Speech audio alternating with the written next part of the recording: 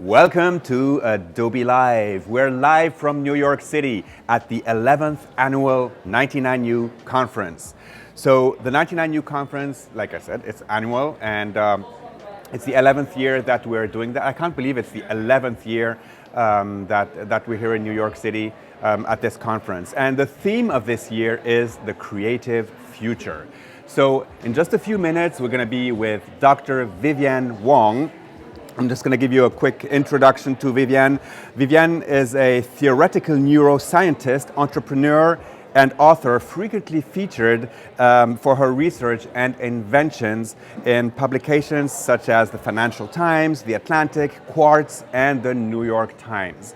This will be super interesting because Vivienne co-founded Socos Labs, and basically that's an independent think tank that explores the future of human potential. So like I said, the theme this year is the creative future. And you know, creativity is human, creativity is global, and creativity is also technology agnostic. And this is something that we will be exploring throughout these 2 days, and we have a packed schedule. And let me just go through that schedule very quickly. We will be starting today with Dr. Vivienne Ming, and then at 9:30 or like 30 minutes later, we have Designing for a Better Future with Forrest Young. Then we're going to go back on stage with Tim Brown. Then we're going to have Kervin Brissot, Drawing and Painting from mobile to desktop. And at noon, we're going to be talking with Tammy Coker, who is going to go through his creative residency project of a poster a day. Then we have some Photoshop compositing and retouching on the iPad with Jennifer Lyle, exploring editorial design with Elena Miska. Elena was our guest a couple of 99 years ago here in New York City. And then we have a talk about building a UX community with Amy Lou Kleinerman. Then we're going to launch the Photoshop Daily Creative Challenge with Jesus Ramirez and Defining Your Career with Meg Lewis at the end of the day. So this is just day one. I'm super excited about all the great guests that we're going to have here today. And remember, this is a 2-day conference. We're going to be here today and tomorrow. So as we wait for Dr. Vivienne Ming, one thing that I wanted to talk about is a little report that we put together with Behance. And if we want to go over to my screen, it's called the Creative Future Report. And basically, I actually have a printed version here. And basically, the Creative Future Report we asked about 3,600 creatives around the world, you know, what they think about creativity and how they see the future. Like I said, the theme for this 99U is the creative future. And one thing that I loved in this report, I'm just going to go down here, you know, there's a lot of excitement here. You know, what will be your preferred method of communication over the next 5 to 10 years? And what I love is that the vast majority of the respondents to that survey that we did, 37% of you actually said in person. You know, okay, we have all of these cool things like video conferencing, the phone texting, virtual reality, chat platforms, but 37% of the respondents actually said in person is the most important way to interact with people. And talking about in person, it's almost in person. It's you here in the chat. Adobe Live's here, Enrique, Jeff, Swapnil, Abdelaziz. Hello, everybody. Remember, the chat is your tool to actually talk with us live. So as we go along the day, you will be able to ask questions to our guests, to interact here in the chat. So remember, the chat is the place to be on behance.net/live/Adobe Live. All right, that's where we can communicate with each other. If I go a little bit, let's look at some other of the statistics here. And how would you describe your attitude towards the next 5 to 10 years? So there's cautious optimism, 34%, and 27% positive. And I think cautious optimism and positivity put together, that's quite a few of you that actually see a bright future for creativity and the future of creativity. So, well, there you go. They're also on the main stage talking about the same statistics. So let's go on here and look. And by the way, this whole report is available on behance.net. You can go there and maybe if Tim in the chat can put the link to that report, you can look at the results yourself.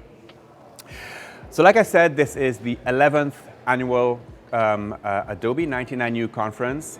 It used to be a Behance conference, but of course now that Behance is part of the Adobe family, it has become an Adobe conference. So basically it's part of these, we do these two main conferences during the year. One is 99U, the other one is Adobe Max, which are really our way of being together with the community. There's hundreds of people here at the Lincoln Center in New York City, and of course all of you here in the chat. So thank you, Tim, for putting that in the chat. In the chat you will see the link to the report that I was, we're almost there, and look, I continue talking? Okay. So hello Roni, hello Jonathan. Oh yeah, yes, the link is over here, and Tim already did that. And that's the Creative Future Report. So yeah, so I think these reports are super interesting to get the pulse of creativity. I think Behance is really good at understanding where creativity goes, how people are thinking, how people are applying their creativity to their profession.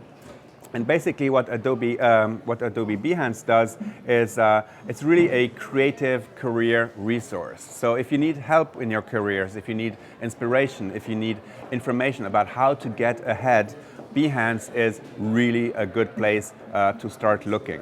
It's all about big ideas, leadership, and productivity, marketing and guides, and of course the conferences like the one we're at right now at the Lincoln Center in New York City. So great resource, not only the ability to post your portfolios. Behance is also a great resource for finding information that helps you get ahead in the creative field. And as we all know, it's not always simple to live creatively, to put creativity to work. And 99U and Behance can be a great help for that. So in just a few minutes, a few seconds, I think, we're almost there. Dr. Vivienne Ming is going to be with us here live on Adobe Live, live from the Adobe 99U conference in New York. And like I said, Vivienne co-founded Socos Labs, for those of you who have just joined us. And basically that's an independent think tank. All right. Oh, we're live now. All right. So let's. So probably a very reasonable thing for you to be thinking right now is, who the fuck is this person? I am a definite weirdo. I have the coolest job in the entire world. I'm a professional mad scientist.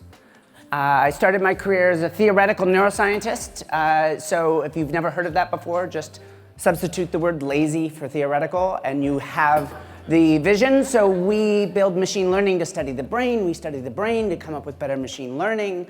It was a real blast. I love being a scientist. If everything in my life fell apart and I had to go back up onto campus and run my lab again, I would happily do it in a second. But about 12 years ago, I live in the Bay Area. I got the entrepreneurial bug, and I started a series of companies, AI in education and AI in the workplace. And I was the chief scientist of one of the very first companies using AI for hiring, which you may appreciate at this point is a pretty fraught industry. I got to explore all of these sorts of things, and across all of them, what really bound it together was what makes an amazing life? What does it take to actually build an amazing person?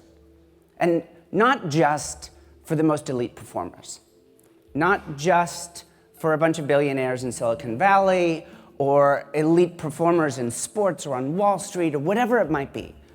But if you were talking about 8 billion people, what would studying the brain and work and education and creativity tell you?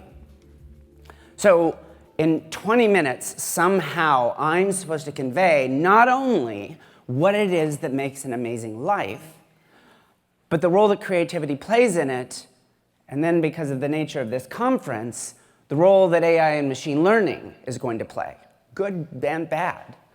I had some slides, I had a talk, but it turns out what I've discovered over the last several years is I really love just coming out and talking. It was actually fascinating seeing the slides, the survey results, where are people's passions. It's interesting to see AI and machine learning on there at the top. Believe me, I spend my time doing it. I believe in its power.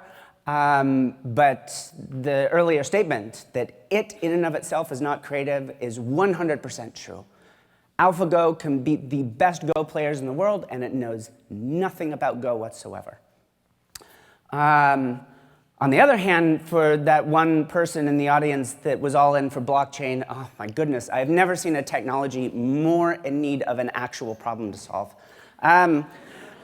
But turns out it's a great way to scam people out of their money, though. So I get to do all of this cool stuff. And then I get to get on stage and talk about it.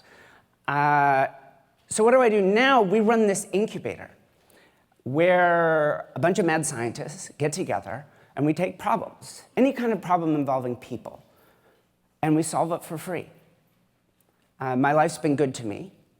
I get to lead an amazing life. And the idea that I could give that to someone else, someone that has manic depression. We built the first ever AI that could predict a manic episode, just based using people's phones. When my son was diagnosed with type 1 diabetes, I got to hack all of the devices attached to his body. Turns out I broke several federal US laws, and build the first ever AI to treat diabetes.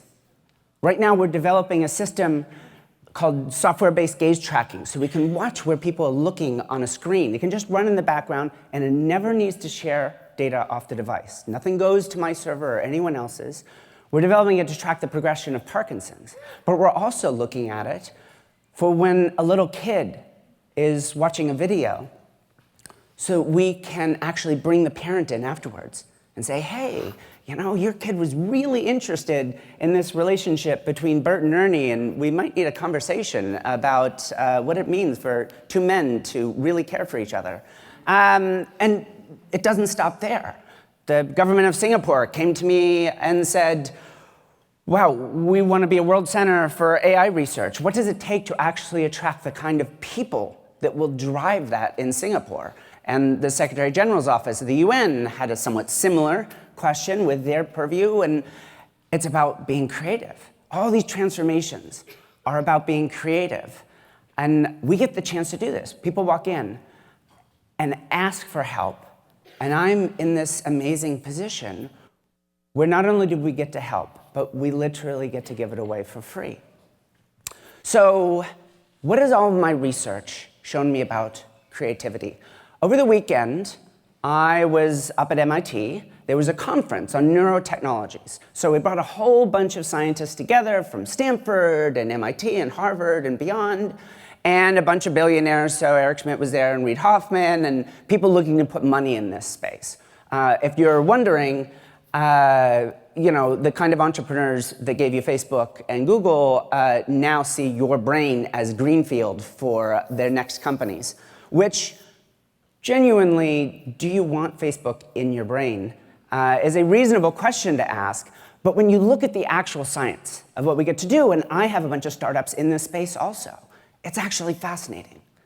So one of the technologies one of my startups has developed is called transcranial alternating current stimulation along the midline theta.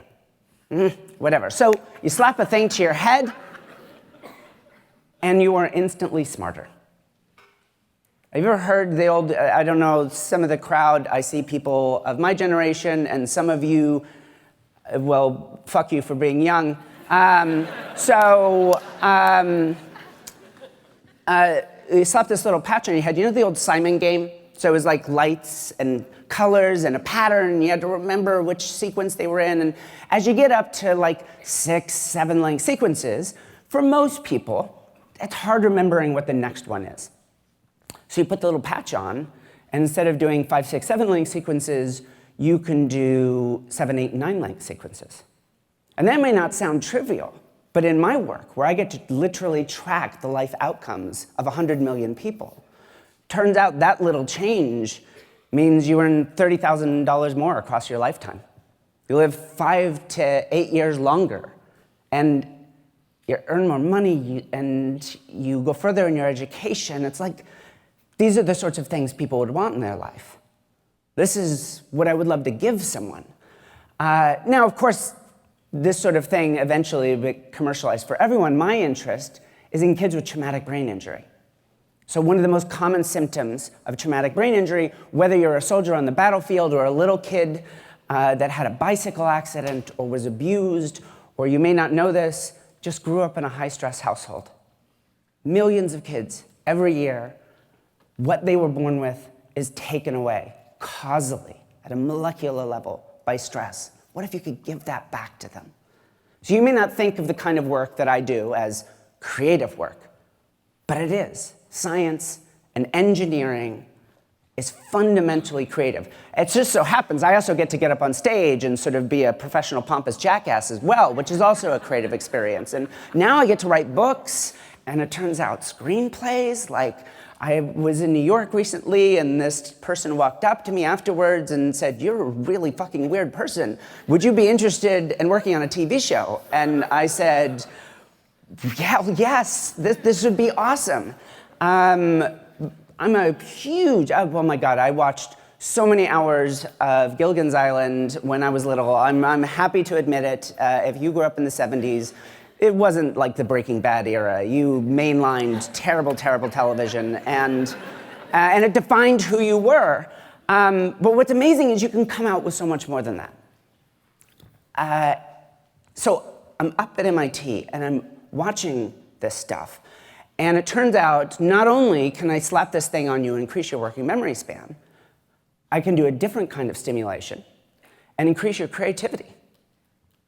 I can slap a little patch on you and electrically stimulate parts of your prefrontal cortex.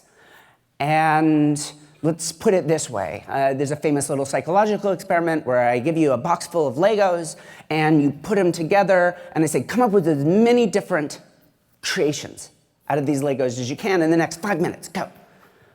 This is how psychologists tend to think about things like creativity. At the very least, it gives us some sense. All right, in the moment, how many different ideas can you come up with? It's a pitching in a writer's room, just how many dumb jokes right now, or good jokes, ideally, that you can come up with in the moment, and you can actually put this patch on and increase the number. Okay, about 10%. And this is just external. My actual passion, what I went to grad school for, I want to build cyborgs.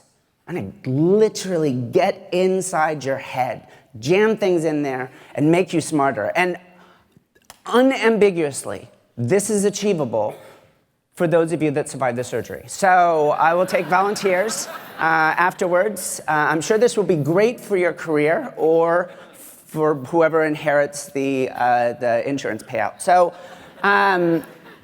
But here's the thing.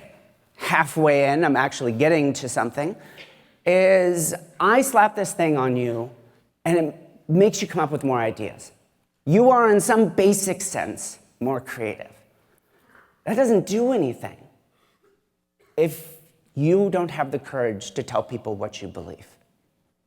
I was giving a talk recently to a room, about a little less smaller than this, but a similar crowd, and they were chief innovation officers and chief technology officers. And near the end of this talk, these are big industry. These are people that notoriously spend trillions of dollars a year, supposedly on innovation, and yet, do you feel like you have $1.5 trillion worth of innovation in your life? Not really for me. So he said really bluntly and frankly, I'm in this giant company. I don't understand, how can I get my team to innovate? And I just said something in the moment which probably came across as very harsh, and I was surprised at how well taken it was, which is, you know, if the cost of losing your job is greater than doing what's right, then you can't innovate. If you can't walk away from whatever you're doing, then you can't truly do something worthwhile. If you can't tell someone a truth because you're afraid that they won't hire you again on freelance, or they won't keep you on staff, or the audience won't get your sense of humor, you're not being creative. Creativity is not simply exploring the unknown. It is that. And let me tell you, as much as I love building AI, machine learning systems, that's what they can't do. They cannot explore the unknown. Maybe someday, some jerk like me is going to build that, and we even have ideas about where we're going in this space. But right now, artificial intelligence is fundamentally a tool. And you're the artists. It is a huge mistake to think that AI will solve our problems for us. However, taking creative people that know how to explore the unknown and have the courage to do what they think is right, that's fundamentally what creativity is about. And if you can't say what you believe, if you can't be true to yourself, you can't be a CIO, I don't believe you can be an artist, you can't be a scientist, you sure as hell can't be the Attorney General of the United States. If your job is worth more to you than your responsibility to the country, then we're all fucked. So where does that leave us? So I get this thing where I get to study people and I get to study machines at the same time. And of course, what I want to do in the ideal is put them together. That may sound like the Borg to you, but actually what we can augment in people is anything. The whole point is, what about you could we lift up? And it can be your creativity. I love the idea of a cyborg who actually were augmenting their emotions. And they're able to introspect better and understand themselves, whatever it might be. But I will say this, when we say creativity is future-proof, it's true. The fundamentals of creativity, as far as we can see, and boy, that future is very murky, but as far as we can see, that creativity is future-proof, but not if you can't be honest. Not if you can't share yourself in your work. And this probably doesn't sound like the sort of thing you normally hear out of a scientist, but let me put it this way. Jerks like me build AIs to take people's jobs. Now, that doesn't mean C-3PO shows up and taps someone on the shoulder and says that you're out, you're fired, that's my seat now. But what it does mean is something very different than is covered in a lot of the press. A lot of the press is about how will warehouse workers survive automation? What about taxi drivers? I try not to think about this too much, but at one point Uber reached out to me and said, would you be interested in being chief scientist at Uber? And I said, hell no. What? You couldn't pay me $10 million to be alone in a room with Travis Kalanick. So the thing is, now they're going to IPO this year, and that statement will become true. I will try not to obsess over that. But the truth is, building robots to do those kinds of jobs is phenomenally difficult and enormously expensive. And the genuinely sad truth is, the humans will just work for less. Will AI create more jobs than it destroys? Yeah, it actually will. But is this the next industrial revolution? Well, no. It will create this huge mass of service industry jobs that have no agency, no meaningfulness, low wage power, and it will create all these amazing creative jobs. But how do we understand that work? Think of it this way. If you are doing a job right now, creative or otherwise, as you see it, if I could hire anyone with a similar background and a similar education and plug them into that job and get the same output out, your job is not long for this world. And that might sound really scary. If someone like me can build an AI to do all of that rote work, even rote creative work. I've been watching Tuca and Birdie recently. If you haven't seen it on Netflix, go check it out. If you like BoJack Horseman, except you really wanted it to be about 30-year-old women, with their tits flapping out, enjoying the world, then go see it. It's great. But in the sense that only this woman could come up with this, and we send out all the animation to be finished overseas, boy, give it 5 or 10 years, and I guarantee you that you could give it a few frames and it could reproduce all of that stuff. You can just say, hey, you know what, I got this scene, Birdie and Tuca are gonna be going to the hospital, and there should be some sort of alligator taxi that takes them there, and here's the kind of color scheme I want, and it would spit all of that out. I don't really see that as terribly creative, because there was nothing to that that actually contained anyone's unique vision. So what is left after all that sort of stuff gets animated? If creativity is not simply the ability to draw a picture or write a story or run an experiment, if creativity is fundamentally what makes you unique, well, that's an amazing story. As scary as it might be to many, to people like you in the audience, this should be incredibly heartening, because it means that the future of work is what makes you different. The thing that makes you uniquely different is your only value. When I bring someone into my lab or into one of my companies, I only have one question. I don't care if you can program. I don't care if you know anything about brains or artificial intelligence. I can teach you all of that. That's all boring to me. I care that you will have had an idea that I wouldn't have. Now, that's something that I bet you as creatives really get. Whether you're writers or visual artists or musicians, it's about having an idea that no one else would have had. More and more machines can turn those visions into reality, but the visions are ours. They are what make us special. What I'm worried about is that few of us have the courage to share our vision with the world. And I don't just mean you, I mean everyone. I mean 8 billion people. Because no one's gonna want to be on the wrong side of this massive divide between the creative economy and everything else. And I fundamentally believe everybody can do it.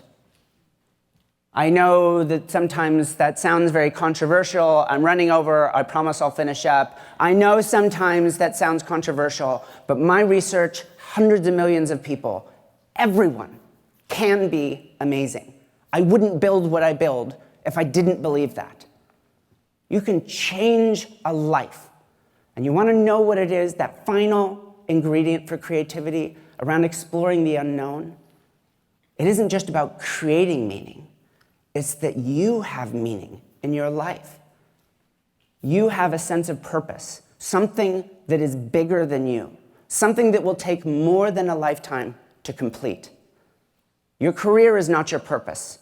Your job is not your purpose. I always like to say, the world gets better when old men plant trees. That's a purpose. You will never rest under the shade of that tree. You're doing it entirely for someone else. But here's the most amazing thing about that. Those people that plant trees, like you, these creative trees that go on to live inside someone's mind, that change who they are, those people live longer, they earn more money, they walk faster when they're 65 years old, they have more friends, they're actually happier. You want an amazing life? Then give it to someone else. So thank you very much.